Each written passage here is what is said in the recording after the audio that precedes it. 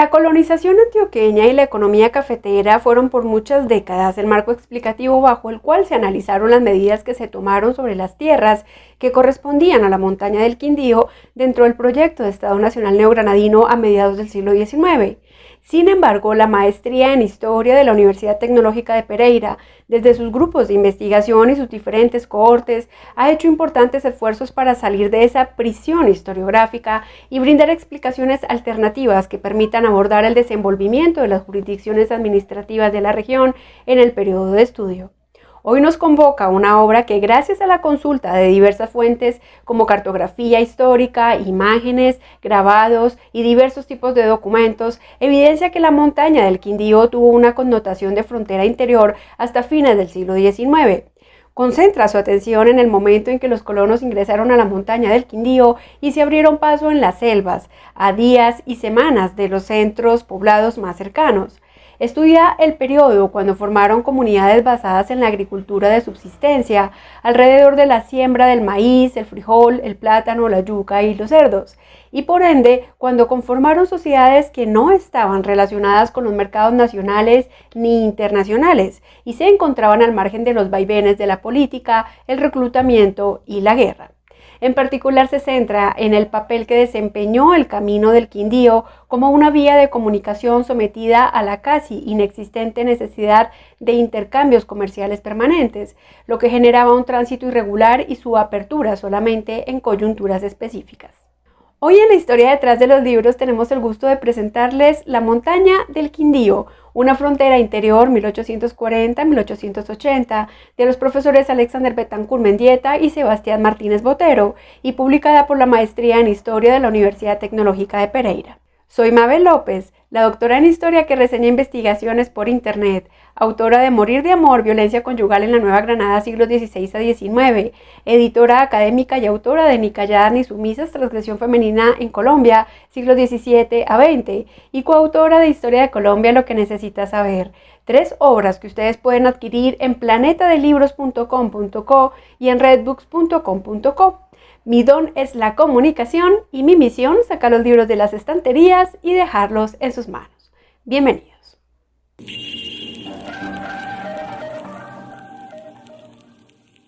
Alexander Betancourt Mendieta es doctor en estudios latinoamericanos por la Universidad Nacional Autónoma de México, profesor investigador de la Universidad Autónoma de San Luis Potosí en México y miembro del Sistema Nacional de Investigaciones del Consejo Nacional de Ciencia y Tecnología CONACYT del mismo país. Es autor del libro América Latina, Cultura Letrada y Escritura de la Historia, publicado en 2018, y de Historia y Nación, Tentativas de la Escritura de la Historia de Colombia, cuya segunda edición es del 2020. Sebastián Martínez Botero es doctor en Historia en América Latina por la Universidad Pablo de Olavide de Sevilla, España. Actualmente se desempeña como docente de la Escuela de Ciencias Sociales de la Universidad Tecnológica de Pereira y como coordinador del Archivo Histórico Municipal de Pereira. Es director de Ciencia Nueva, revista en Historia Política y miembro del Comité Curricular de la Maestría en Historia de la Universidad Tecnológica de Pereira. Es coautor del libro Repensando la Historia Urbana, Reflexiones históricas en torno a la ciudad colombiana, publicado en 2020, y de Colombia desde las regiones, publicado en 2021, entre otras obras y publicaciones en revistas especializadas nacionales e internacionales.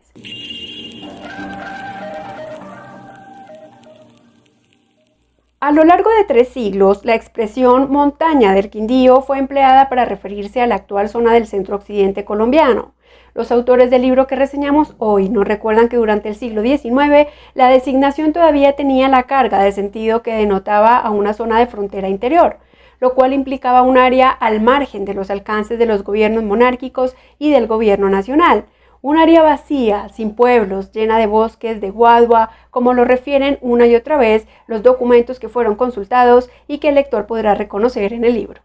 Dicha representación se mantuvo durante gran parte del periodo decimonónico, cuando esta zona empezó a ser vinculada a las decisiones que determinaron la construcción del Estado Nacional. El profesor Sebastián Martínez Botero nos cuenta las razones institucionales de esta obra y su propósito. Escuchemos. Hola, muy buenas tardes. Yo soy Sebastián Martínez Botero, coautor del texto La montaña del Quindío, una frontera interior. Tenemos que decir que este texto tiene un doble significado. Por un lado, tendría un significado desde el punto de vista institucional, digámoslo así, y por otro lado, desde su aporte a los estudios de región y a los estudios regionales específicamente del occidente colombiano. Por la primera parte, podríamos expresar que digamos, para mí significa como la síntesis, significa la convergencia de un esfuerzo que se venía haciendo de tiempo atrás desde la Universidad Tecnológica de Pereira, del Grupo de Investigación Política, Sociabilidades y Representaciones Histórico-Educativas, al cual pertenecen sus dos autores, y que desde la Universidad Tecnológica de Pereira ha hecho un esfuerzo por por traer una historiografía profesional al eje cafetero colombiano. Allí, digamos, ha entrado en diálogo con procesos de formación, de docencia, como ha sido la maestría en historia, que ha sido un espacio que ha posibilitado abrir estos escenarios, por ejemplo, entre otras cosas, para la colección de textos a la cual pertenece este libro, pero también que ha posibilitado un ambiente, una comunidad académica especializada de la que ha venido haciendo parte el profesor Alexander Betancourt Mendieta, con quien he tenido el privilegio de compartir en los últimos años no solamente escenarios de diálogo y de intercambio académico, sino como ocurre en este libro en particular, de investigación. Y eso ha sido muy importante porque ha ido enriqueciendo a una nueva generación de profesionales de las ciencias sociales que se ha venido interesando cada vez más por la historia y que ha visto aquí un camino a seguir, a continuar el trabajo que desde hace mucho tiempo iniciaron autores como por ejemplo Albeiro Valencia para la región del eje cafetero. Por esa razón las invitamos a todos y todas a leer este libro, a consultarlo en el repositorio de la Universidad Tecnológica de Pereira y también a entrar, a continuar este debate sobre la historia regional y específicamente a los interesados en la historia regional del centro-occidente colombiano. Muchas gracias.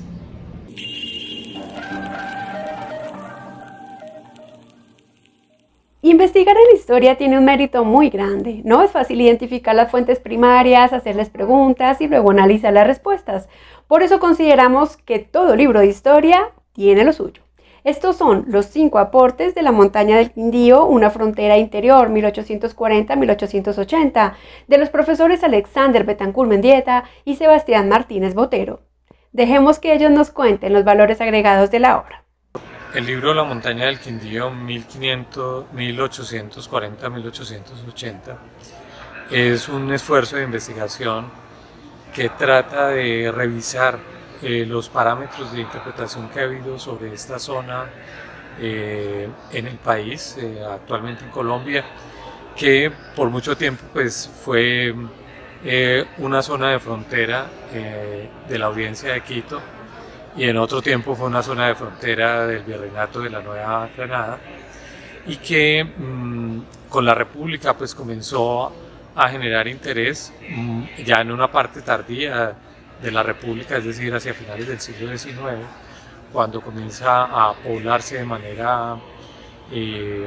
sistemática este espacio,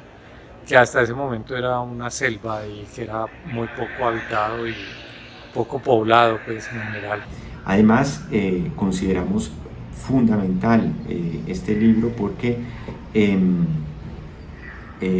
como lo decía, es la síntesis de un proceso que se venía dando ya al interior de la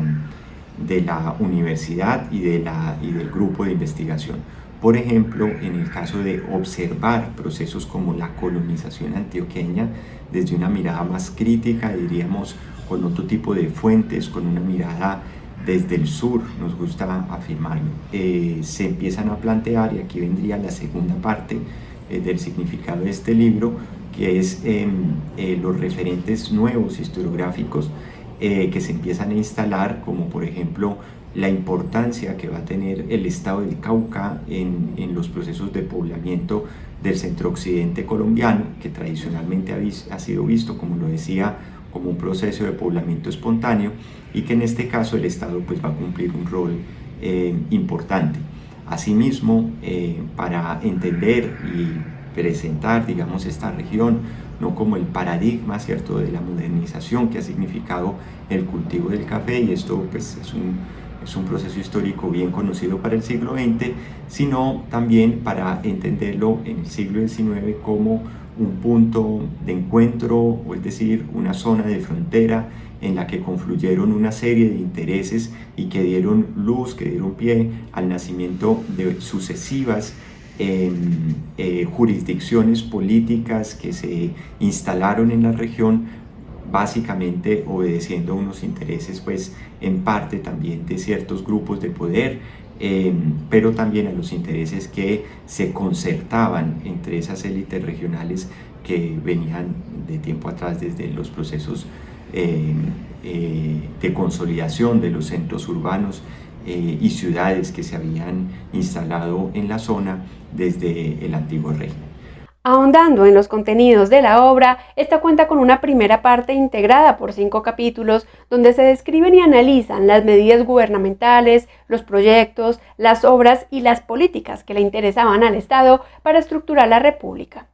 En este recorrido se pueden encontrar proyectos e ideas para construir el Estado Nacional y también los obstáculos que enfrentaron los funcionarios que sabían lo que requería el Estado para su funcionamiento, pero no hallaban el medio para conseguir esos objetivos.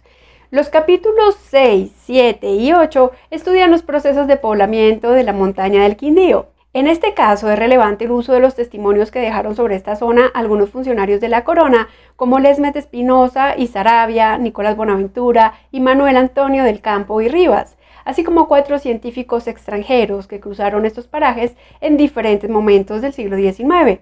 Jean-Baptiste Bonsingot, Isaac Holton, Charles Safry y Edouard André. Ellos dejaron múltiples testimonios de este tránsito. El libro usa diversos datos e imágenes de los periplos de aquellos funcionarios y científicos como una forma de mostrar las representaciones de este territorio. Las imágenes integradas al libro son parte de los argumentos presentados en el trabajo. Hasta aquí la reseña del libro La montaña del Quindío, una frontera interior 1840-1880 de los profesores Alexander Betancourt Mendieta y Sebastián Martínez Botero. Los invitamos a que se animen a descargar la obra en el repositorio de la Universidad Tecnológica de Pereira. Les dejamos el enlace en la cajita de descripción. Los invitamos a continuar visualizando nuestro trabajo en las listas de reproducción: Historia de la vida cotidiana, Historia de las mujeres, Historia indiana o colonial, Historia política siglos XX a XXI, Memoria histórica, Biblioteca Collect del Caribe, Historia del delito, Historia para público infantil y de la Biblioteca del 19 al canal de YouTube. Por favor, si el contenido que producimos es de su agrado, déjennoslo saber a través de sus manitos arriba y de sus comentarios. Compartan nuestros videos, recomiéndenlos a sus estudiantes y amigos, y si no lo han hecho todavía, suscríbanse a nuestro canal. Un abrazo inmenso a todos, mil gracias por acompañarnos y nos vemos en la próxima entrega con la reseña del viaje a la Sierra Nevada de Santa Marta de Elisée Reclus, una fuente primaria de viajeros del siglo XIX, bellamente reeditada por Jorge Elías Caro de la Universidad del Magdalena. Hasta pronto y recuérdenlo, conocer el pasado puede cambiar nuestra historia.